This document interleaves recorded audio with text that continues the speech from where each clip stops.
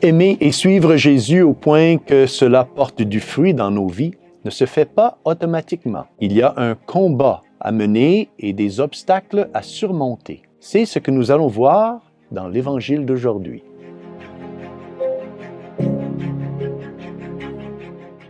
Au nom du Père, et du Fils, et du Saint-Esprit. Amen. Chers frères et sœurs, Salve Maria, et bienvenue au commentaire de l'Évangile pour aujourd'hui.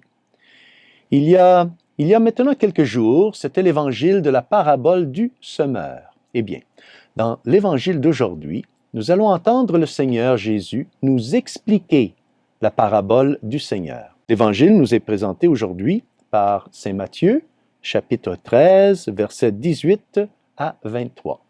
Et ici, nous voyons la suite de la parabole du semeur de Jésus, où Jésus nous donne son interprétation des différents types de sol où tombe la semence. La semence qui est la parole de Dieu. Il nous est tout d'abord rappelé que la parole de Dieu n'est pas destinée à une poignée de personnes sélectionnées.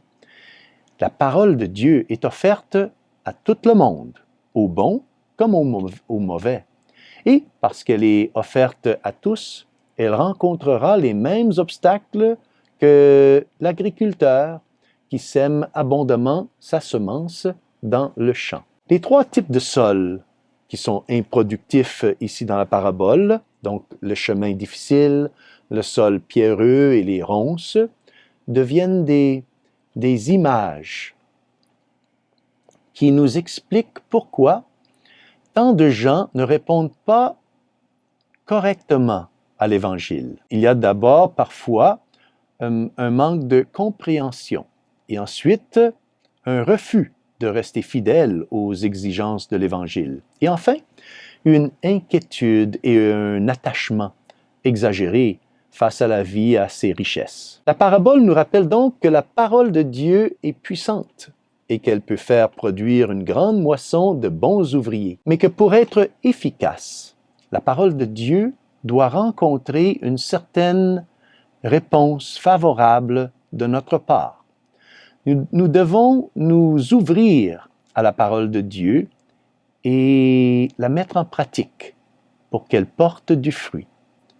Ainsi, ces obstacles à l'action du Seigneur dans nos vies sont comme des blocages qui nous empêchent de suivre le Seigneur. Ces blocages ne sont pas des obstacles insurmontables. Chacun de nous peut devenir, une bonne terre et produire des fruits abondants à tout moment, avec l'aide du Seigneur.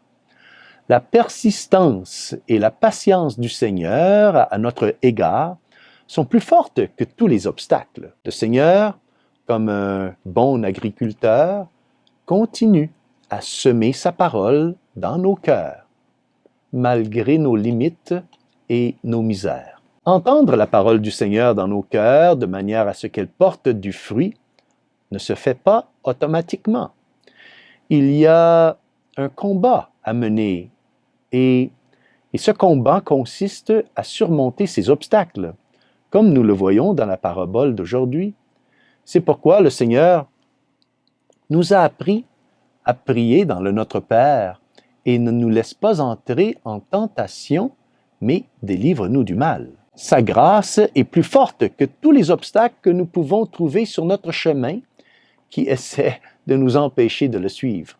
Si seulement nous ouvrons nos cœurs à l'Esprit Saint. Donc, frères et sœurs, demandons à la Sainte Vierge de nous inonder de la grâce de Dieu afin que nous ayons la force et la volonté de vaincre les obstacles qui nous empêchent de suivre le Seigneur et que notre vie soit fructueuse comme Dieu le veut. Et que Dieu Tout-Puissant vous bénisse, au nom du Père et du Fils et du Saint-Esprit. Amen. Salve Maria.